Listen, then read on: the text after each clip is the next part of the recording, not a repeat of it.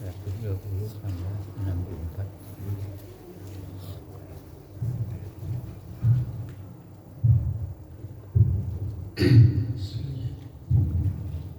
Assalamualaikum warahmatullahi wabarakatuh. Waalaikumsalam warahmatullahi wabarakatuh. Alhamdulillahilladzi ahyana ba'dama amatana wa ilaihi nusyur. Asyhadu an la ilaha illallah wa asyhadu anna Muhammadar Rasulullah. La nabiyya ba'da amma ba'd. Faqala Allah Ta'ala fil Qur'anil Karim, A'udzu billahi minasy syaithanir rajim. Bismillahirrahmanirrahim. Walladzina yaknizuna adh-dhahaba wal fiddah wa la yunfikunaha fi sabilillah fabashshirhum bi'adzabin alim. Al-Quranul Karim surat At-Taubah ayat yang ke-34. Bapak pengurus yang saya hormati, Bapak, Ibu-ibu, kaum muslimin dan kaum muslimat, jamaah salat subuh rahimakumullah. Tentunya tidak bosan-bosan kita panjatkan segala puja dan puji syukur kehadirat Allah Subhanahu wa taala. Karena sampai saat ini Allah masih memberikan kepada kita hidup dan kehidupan di dunia ini. Kita masih berada dalam keadaan sehat lahir batin, sehingga kita telah selesai melaksanakan ibadah salat subuh berjamaah. Man shalla subha fi jama'atin faka'annahu salatul lail kullah. Barang siapa yang ikut menegakkan ibadah salat subuh berjamaah, maka seolah-olah dia telah menegakkan ibadah salat malam keseluruhannya. Semoga ibadah salat subuh yang telah kita tegakkan berjamaah tadi diterima dan diridhai oleh Allah Subhanahu wa taala. Salawat dan salam semoga tercurah buat Nabi junjungan, yakni Nabi besar Muhammad sallallahu alaihi wasallam. Allahumma salli wa sallim ala nabiyyina Muhammad wa ala alihi wa sahbihi ajma'in. Bapak Ibu rahimakumullah, pada subuh hari ini materi tausiah kita membahas tentang kewajiban membayar zakat mal dan zakat fitrah. Bapak Ibu yang dimuliakan oleh Allah Subhanahu wa taala, membayar zakat itu hukumnya wajib, sebagaimana kewajiban kita melaksanakan salat 5 waktu. Apabila seseorang sudah mampu untuk berzakat, kemudian dia tidak berzakat, maka dosanya sangat besar di sisi Allah.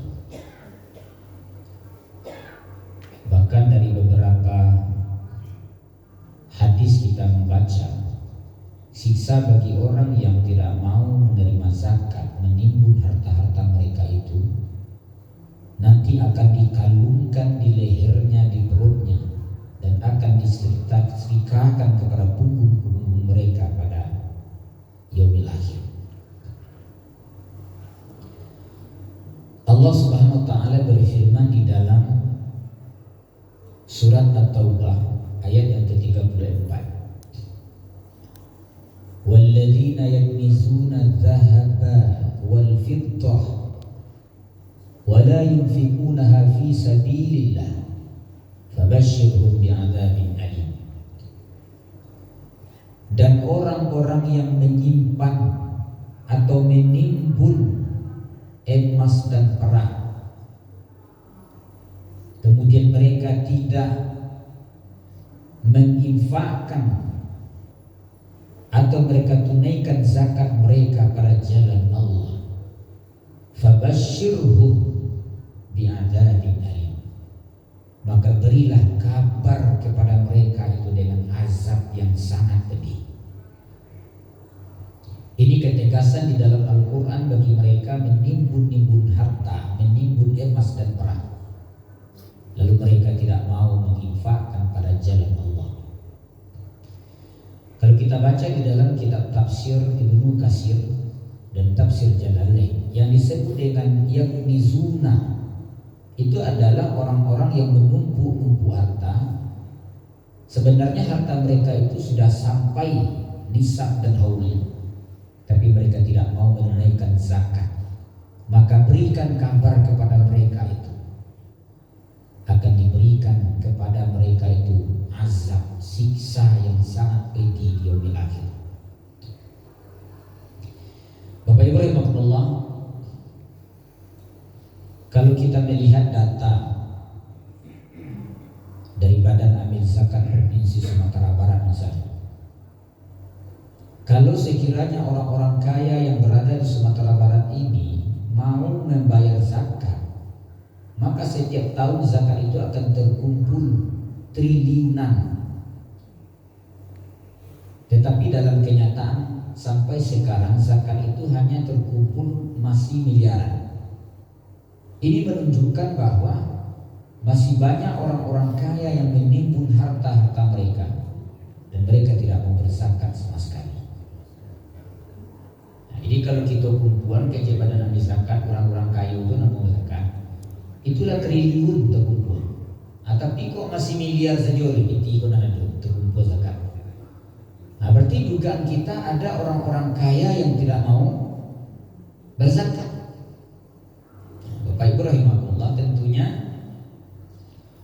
seseorang diwajibkan kepada mereka itu berzakat apabila sudah mencapai nisabnya 85 gram emas. Ini disepakati oleh mayoritas ulama. Dan juga sudah sampai haulnya. Apa yang dikatakan dengan nisab?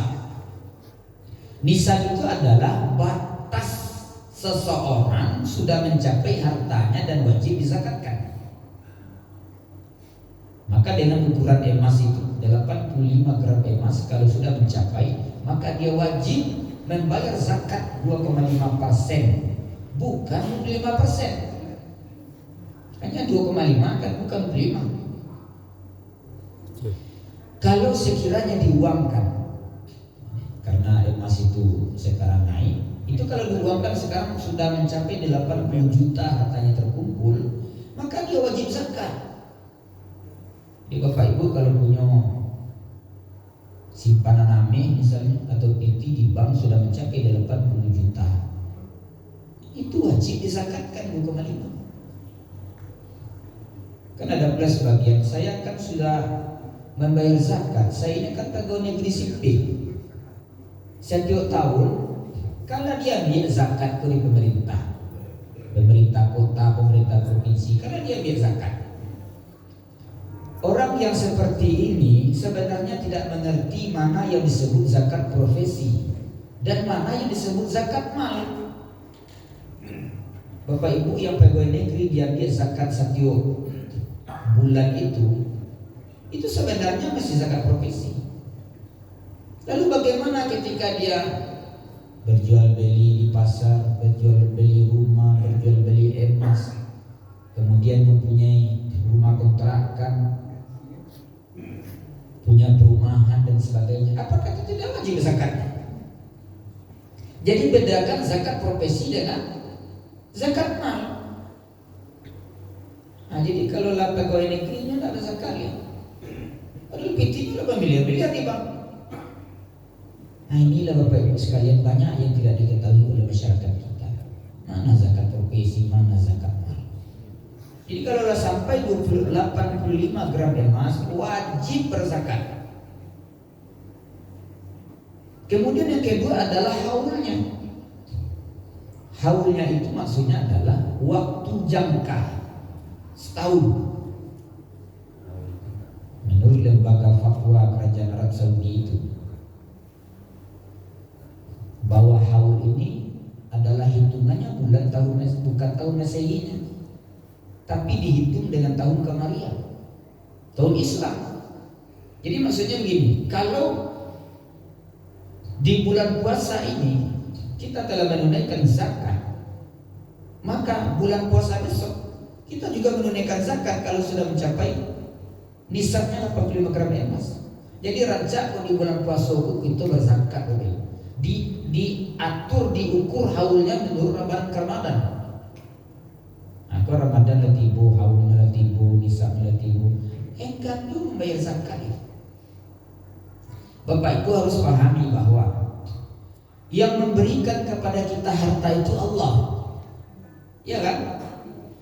Kan Allah yang memberikan kepada kita harta itu. Allah ingin meminta dalam Quran itu bukan sebenarnya untuk Allah, tapi untuk fakir miskin. Innamas shadaqatu lil fuqara. Kan untuk fakir miskin 2,5 ya.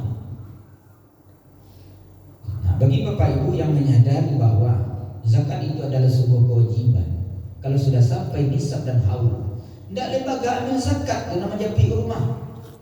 Kita dengan sadar sendirinya pergi kepada lembaga amil zakat. Saya sebenarnya sudah sampai harta saya senisab, sudah sampai haulnya, ya berikan kepada lembaga amil zakat. Bapak Ibu rahimahullah, kalau kita lihat di dalam kitab suci Al-Quran Al-Karim bahwa ketika Allah bicara tentang salat, pasti ada hubungannya dengan zakat. Wa aqimus shalah wa atuz. Mengapa dihubungkan itu? Dihubungkan dengan huruf waw, berfungsi sebagai limutlaqil jam'i kaidah bahasa. Satu kesatuan, satu paket yang tidak terpisah. Kalau kewajiban salat yang telah kita tunaikan itu vertikal dengan Allah, dengan manusia ini hukumnya wajib secara horizontal. Yusuf Al-Qaradawi dalam kitabnya Fiqh Zakat itu, kalau sekiranya umat Islam yang ada di dunia ini mereka mau berzakat, maka terberantaslah seluruh kemiskinan di dunia ini. Kok nama lah kita bayar zakat, dunia kok akan terberantas kemiskinan. Indonesia itu bisa terberantas kemiskinan kalau kita mau berzakat. Tapi nanti jadi zakatku banyak tidak ditunaikan. Abu Bakar Siddiq ya, ketika wafatnya Rasulullah, kepemimpinan dilimpahkan kepada Abu Bakar Siddiq. Salah satu kebijakan Abu Bakar Siddiq itu adalah memerangi orang yang tidak mau membayar zakat. Jadi orang tak punya zakat pada masuk ke Khalifah Abu Bakar diperangi. Kini sebenarnya lalu lembaga-lembaga amil zakat ke-55 ada lembaga amil zakat Kota Padang, Basnas Kota Padang, ada Basnas Provinsi, ada Lazis itu banyak lembaga amil zakat, NU, lembaga amil zakat Muhammadiyah, lembaga ini sebagainya. Lalu lembaga-lembaga itu masih ada orang nak mau zakat. Sebenarnya Pak Ibu, orang-orang yang tidak mau membayar zakat itu, ketahuilah hartanya tidak akan menjadi berkah. Padahal salah satu kita baca di dalam surat At-Taubah ayat 103 itu juga disampaikan Allah bahwa harta itu akan dapat menyucikan khuz min amwalihim sadaqatan tutahhiruhum wa tuzakkihim biha. Harta itu akan memberikan berkah. Kalau kita berzakat, berkah hartanya, dan juga mensucikan jiwa dari kekikiran. Nah, kini kita perlu sendiri Pak Ibu. Awak termasuk orang-orang yang sudah wajib zakat atau belum? Pak. Masuk. Kita persu sendiri. Nah, kalau sudah mencapai ke 85 gram emas itu secara ukuran, kalau diuang 40 juta, apakah sudah mencapai sudah tahu atau tidak? Nah, kalau tidak kita bayar maka hukumnya haram. Sama jawab meninggalkan sholat. Kalau meninggalkan sholat hukumnya kan haram, kafir. Man taraka shalah muta'ammidan faqad kafar. Kalau meninggalkan sholat sengaja, kafir dia. Kalau meninggalkan zakat dengan sengaja, sama kafirnya dengan meninggalkan sholat. Sebenarnya kita tentu keras karena di antara 5 rukun termasuk zakat. Rukun Islam kan 5. Ya Bu. Zakat kau rukun keberapa? Mengucapkan 2 kali syahadat, mendirikan sholat, bayar zakat. Baru nak sampai puasa nak kelima haji. Ndak haji setahun, ndak umrah setahun, ndak 10 kali. Apa zakat nak dibayar? Nah, ini ketentuannya sangat tegas dalam Quran bahwa zakat hukumnya adalah wajib. Yang sudah mampu meninggalkan zakat hukumnya haram. Hartanya akan menyiksanya di yaumil akhir. Nah, kemudian bagi Bapak Ibu misalnya ini konsultasi zakat ini, sebenarnya banyak lembaga-lembaga konsul gitu. Awak punya sekian boleh pakai, boleh disimpan, wajib zakat rendah. Itu kan perlu diskusi sebenarnya. Awak punya rumah kontrak, apakah setiap bulan kita berzakat atau setiap tahunnya? Itu konsultasi yang perlu. Kita berkonsultasi dengan lembaga-lembaga zakat. Nah, kemudian yang kedua, ada pula namanya zakat wajib, itu namanya zakat fitrah. Jadi zakat itu 2 wajibnya Pak. Zakat harta dan zakat fitrah. Kalau zakat fitrah itu keterkaitan kita berpuasa pada bulan suci Ramadan. Zakat fitrah itu hanya dibayar di bulan suci Ramadan. Tidak ada zakat fitrah lain. Di bulan lain tidak ada namanya zakat fitrah, hanya zakat mal. Di bulan puasa Bapak Ibu, setiap kaum muslimin wajib menunaikan zakat fitrah. Meskipun kita punya bayi yang baru lahir sebelum matahari terbenam, artinya besok akan bisa celeng. Detik-detik sebelum matahari terbenam di ufuk barat, ujung daripada bulan Ramadan lahir anak, dia wajib diberikan zakat fitrah. Kecuali kalau nyala lahir setelah matahari terbenam. Jadi zakat fitrah itu sama namanya zakat diri, zakat jiwa.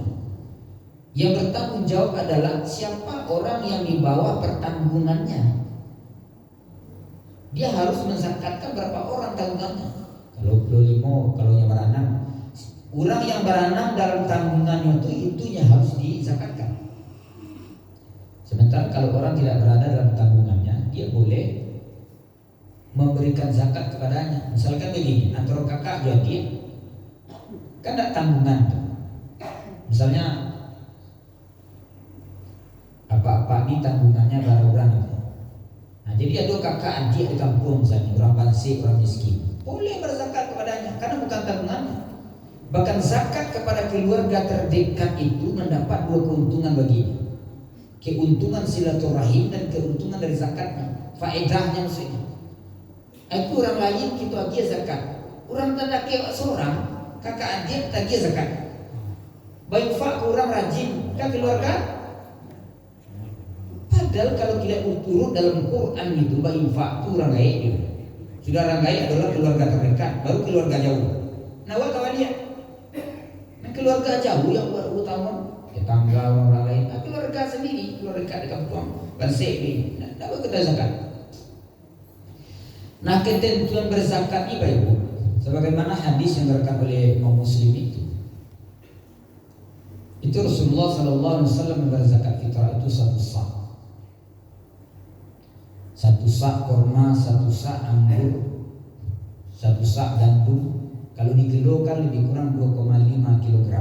Beras 2,5 kg.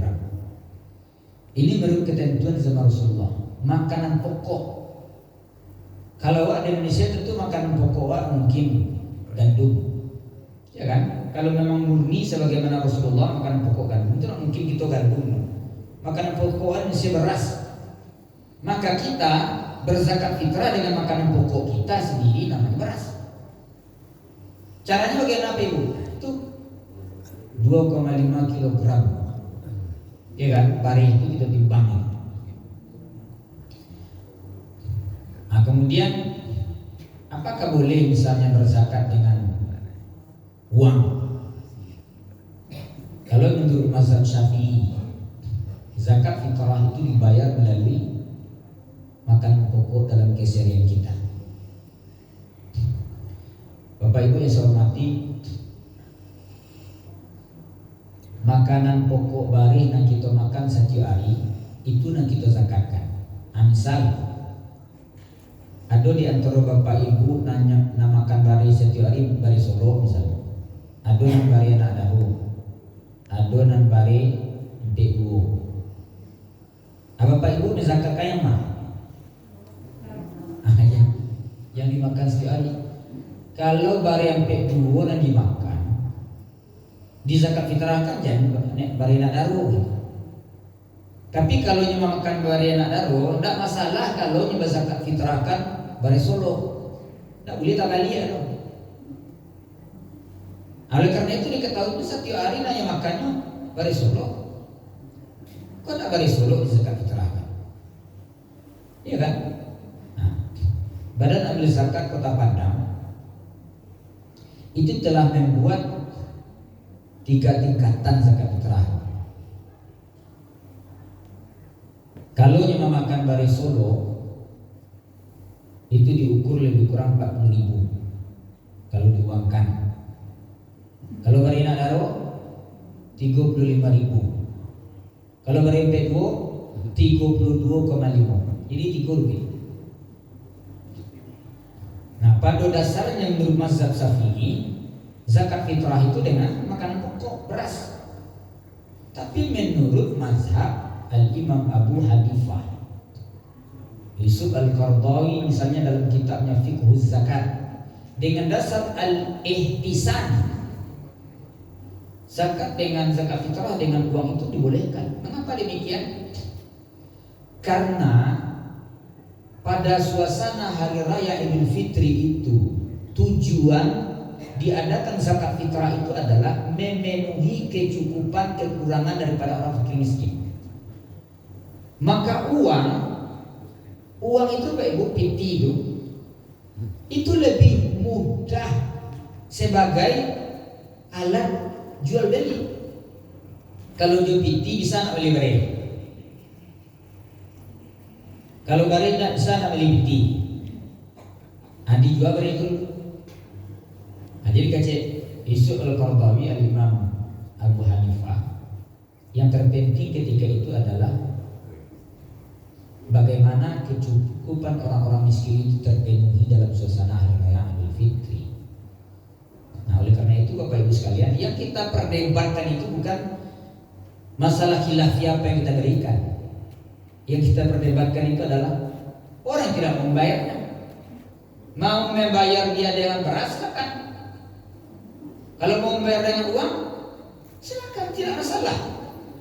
Masing-masing para ulama itu memiliki hujah pada yang kuat, dalilnya dalil Al-Quran hadis yang kuat, analoginya juga kuat, argumennya juga kuat. Nah, itu tidak perlu sekali perdebatkan itu saja. Bari uang, bari habis kata itu. Nak katuju bari apa bari itu. Antang kamu saja surau berjana apa? Nah, bu bari yang ketujuh dia. Aku bari itu sandang kemari. Kalau nak ketujuh bari dia piti lebih mudah, dia piti masalah. Tapi pada ujung-ujung Ramadan ini, kalau ada orang yang tidak membayar zakat fitrah, nah, itu ada sebuah hadis. Tapi hadisnya lemah. Puasanya tergantung antara langit dan bumi kalau zakat fitrah tidak dibayar. Karena kewajiban zakat fitrah setiap pribadi muslim tidak terkait kaya miskinnya itu. Lai bangsiknya Rasulullah itu tak bayar zakat fitrah. Kalau setidaknya dengan apa namanya? Kalau bari 60 murah itu mau apa ibu? Buluk. Ah, berarti orang masih juga bari buluk tuh. Bari buluk tuh barak yang buluk berarti 22 atau 25.000 kan. Masing-masing satu hari. Jadi tidak ada ceritanya bagi orang yang berpuasa di bulan suci Ramadan tidak menunaikan zakat fitrah. Bapak Ibu yang saya hormati, kedua-duanya ini baik zakat harta dan zakat fitrah adalah kewajiban setiap pribadi muslim sebagaimana kewajiban sholat yang lain. Semoga kita termasuk dari hamba-hamba Allah yang mau melaksanakan kewajiban zakat mal dan zakat fitrah. Demikian, wabillahi taufiq wal hidayah. Assalamualaikum warahmatullahi wabarakatuh. Waalaikumsalam.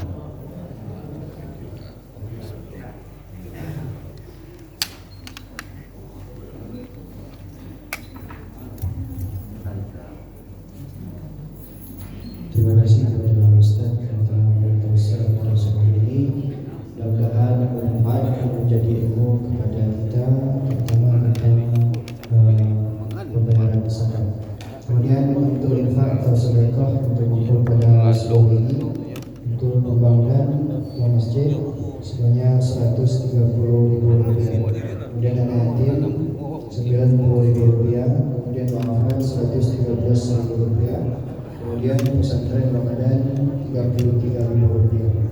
Jumlah yang terkumpul pada sekolah ini sebanyak Rp366.000. Mudah-mudahan Nanti bisa. atau sedekah yang selalu Bisa. dikasihkan Nanti menjadi amal tabungan kita nantinya